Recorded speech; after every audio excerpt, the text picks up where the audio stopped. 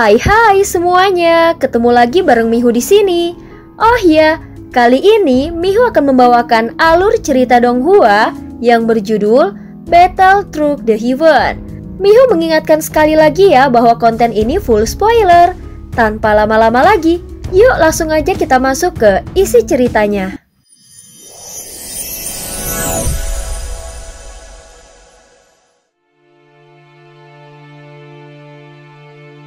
Melanjutkan dari kisah sebelumnya. Pada saat ini Yao Nantian langsung menyerang Xiaoyan dengan tekanan kekuatan tahap kelima. Kekuatan yang besar itu membuat Xiaoyan merasa tubuh klan Yuanzhen super raksasanya yang setinggi 100.000 kaki tampak rapuh dan tidak layak untuk bertempur. Meskipun tubuh fisiknya belum sepenuhnya hancur, namun nadi-nadinya bergetar sangat hebat, sehingga tubuh raksasa itu perlahan mengecil menjadi wujud manusia biasa. Namun tanpa menunda waktu lagi, Xiaoyan segera bergerak dengan guntur ekstrim di bawah kakinya dan melesat menuju Yao Nantian. Kemudian tubuh raksasa setinggi 100.000 kaki itu kembali muncul dan menggelegar tepat di atas kepala Yao Nantian. Pada saat yang sama, tongkat Tianjun tiba-tiba terbang keluar dari tangan Xiaoyan. Dalam sekejap, tongkat itu berubah menjadi pilar raksasa yang sebanding dengan tubuhnya yang super besar. Xiaoyan memeluk tongkat raksasa Tianjun sambil mengerahkan kekuatan darah dan dagingnya yang menakutkan. Lalu mengangkat dan mengayunkan tongkat dengan berat jutaan ton itu ke arah Yao Nantian. Saat ini mata Xiaoyan memancarkan kegilaan disertai niat membunuh yang meluap hingga ke langit. Dulu saat berhadapan dengan musuh sekuat ini, dia bahkan tidak memiliki kualifikasi untuk berdiri di hadapannya. Sekarang pun masih ada jurang kekuatan yang tak terjembatani. Tetapi setidaknya dia masih berani bertarung. Meski hasilnya bisa saja kalah tragis, namun dia tidak peduli. Bagaimanapun saat ini dia harus bertarung. Meskipun lawannya telah mencapai tahap kelima dari keabadian para dewa, namun satu langkah mundur hari ini berarti akan menjadi langkah-langkah mundur berikutnya. Oleh karena itu, dia harus mengambil langkah untuk maju. Langkah ini bukan hanya berbicara tentang pertempuran fisik, melainkan juga perubahan di dalam batin Xiaoyan.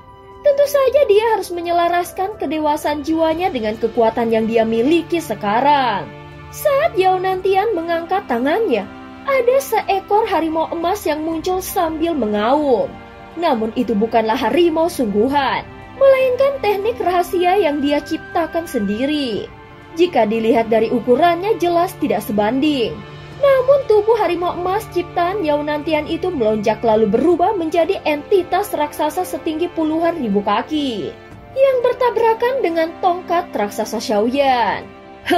Hanya mengandalkan trik seperti ini, kau terlalu meremehkanku. Xiaoyan berteriak marah bersamaan dengan tongkat Tianjun yang turun dengan kekuatan yang dahsyat.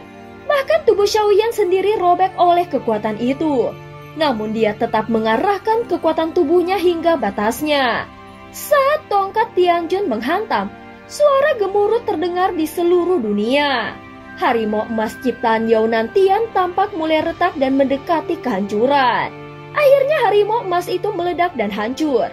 Sementara lengan Xiaoyan penuh dengan darah dan luka. Walaupun tubuhnya terluka, namun dia tetap berdiri gagah di tengah kehampaan, seperti raksasa yang menutupi langit dan menandingi matahari. Dia bahkan tampak penuh dengan kegilaan yang tak terbayangkan. Dalam sekejap, darah dan energi vital Yao Nantian pun terguncang. Dia tampak menderita luka ringan. Meskipun luka itu tidak sebanding dengan luka yang diderita oleh Xiaoyan, namun faktanya dia tetap terluka. Yao Nantian merasakan bahwa melawan kultivator tahap ketiga seperti Xiaoyan seharusnya tidak akan membuatnya terluka. Namun kenyataan ini membuatnya sedikit terkejut. Sebagai kultivator tahap kelima dari keabadian para dewa yang sudah hidup sangat lama, dia tahu bahwa membunuh kultivator tahap ketiga hanyalah soal waktu dan itu seharusnya tidak merepotkan. Setelah terluka, Yao Nantian menjadi sedikit tidak stabil. Yang paling membuatnya tidak tenang adalah Bing Leidong yang hanya berdiri di kepala naga es. Sejak awal dia masih belum turun tangan dan hanya menyaksikan pertarungan ini dari kejauhan. Bing Leidong, Apa maksudmu hanya diam saja? Ucap Yao Nantian langsung berseru dengan tajam. Namun Bing Leidong yang berdiri di kepala naga es hanya terdiam. Dia bahkan tetap tenang dan tidak bergerak. Dengan kekuatan sekecil itu, aku tahu kapan saatnya turun tangan. Jawab Bing Leidong dengan santai. Kultivator yang bisa mencapai tahap kelima dari keabadian para dewa ini sangat langka. Bahkan di setiap dunia mereka akan dianggap sebagai eksistensi puncak. Mereka adalah makhluk yang dapat menaklukkan dunia dengan satu tangan dan mendominasi seluruh wilayahnya. Namun baik serangan telapak tangan maupun harimau emas milik Yao Nantian yang seharusnya cukup untuk membunuh kultivator tahap ketiga, malah gagal dan bahkan berbalik melukainya. Di mata Yao Nantian, Xiaoyan hanyalah pion kecil yang seharusnya bisa disingkirkannya dalam sekejap. Namun kenyataannya tidak berjalan seperti yang mereka perkirakan. Jika Xiaoyan adalah kultivator tahap keempat, Yao Nantian takkan begitu percaya diri. Apa yang mereka remehkan adalah kenyataan bahwa Xiaoyan masih berada di tahap ketiga. Dan kekuatan sumber asalnya belum sepenuhnya terbuka.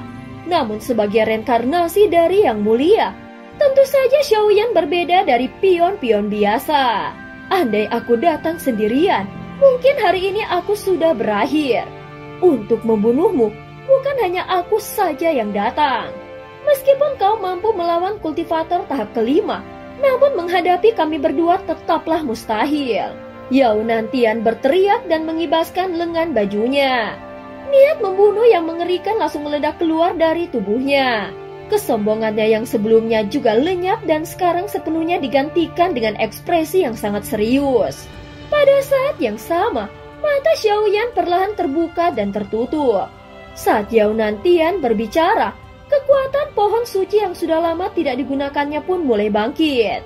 Kekuatan dari artefak ilahi itu mampu melihat masa depan. Dan kini di hadapan Xiaoyan, layar-layar ilusi berkelebat dengan kecepatan yang luar biasa. Dalam layar-layar yang dia lihat hanyalah kekalahan berkali-kali. Dalam setiap kemungkinan yang ada, hasilnya tetap kekalahan yang mutlak. Yang lebih mengejutkan lagi, di dalam gambaran tersebut lawan yang dia hadapi bukan hanya 2 orang, bukan juga 3 orang, melainkan 4 kultivator tahap kelima.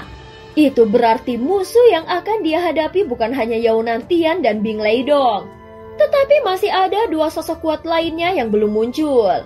Saat ini barulah Xiaoyan benar-benar mengerti bahwa rasa krisis hidup dan mati yang begitu mencekam sejak awal ternyata berasal dari 4 kultivator ini.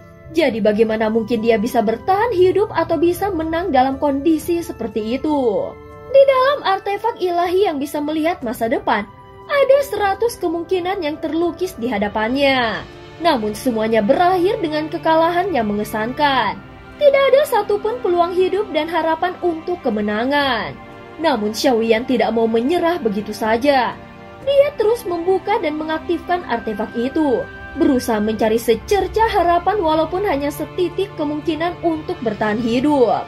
Mungkin peluang itu tidak nyata, mungkin hanya delusi, tetapi bagi Xiaoyan itu sangat penting. Yang lebih penting lagi, setitik harapan itu akan membawa perubahan besar dalam batinnya. Dalam waktu yang sangat singkat, dia melihat ribuan kemungkinan lagi. Tetapi kemudian dia menghentikannya sendiri, bahkan tidak lagi menggunakan artefak ilahi. Artefak ini memang bisa membantuku melihat masa depan, tetapi setidaknya untuk saat ini mencoba meramalkan harapan hidup bukanlah pilihan yang bijak. Xiaoyan berpikir dengan getir di dalam hatinya. Apabila dia benar-benar menemukan cara untuk menang dan malah bergantung pada artefak itu, maka hatinya akan terjebak. Sehingga dia akan kehilangan mentalitas hidup di ujung tanduk yang membuatnya terus bertarung dengan segenap jiwa. Yang harus kulakukan sekarang hanyalah bertarung. Bertarung sampai akhir dengan segala kekuatan yang kumiliki. Tatapan mata Xiaoyan menjadi tajam. Wajahnya pun tampak lebih tenang dari sebelumnya. Apakah Xiaoyan masih memiliki jalan keluar untuk menghindari musibah ini? Tentu jika mau dia bisa melarikan diri. Jadi masih ada cara untuk bertahan hidup. Namun kali ini Xiaoyan yang telah melewati banyak gunung dan lautan daram menyadari saat berada di ambang kematian yang paling kritis. Justru disitulah keberuntungan besar bisa tercipta. Kalau kalian ingin membunuhku, silahkan, tetapi kalian harus membayar harganya. Xiaoyan berbicara dengan tatapan yang tampak lebih tenang.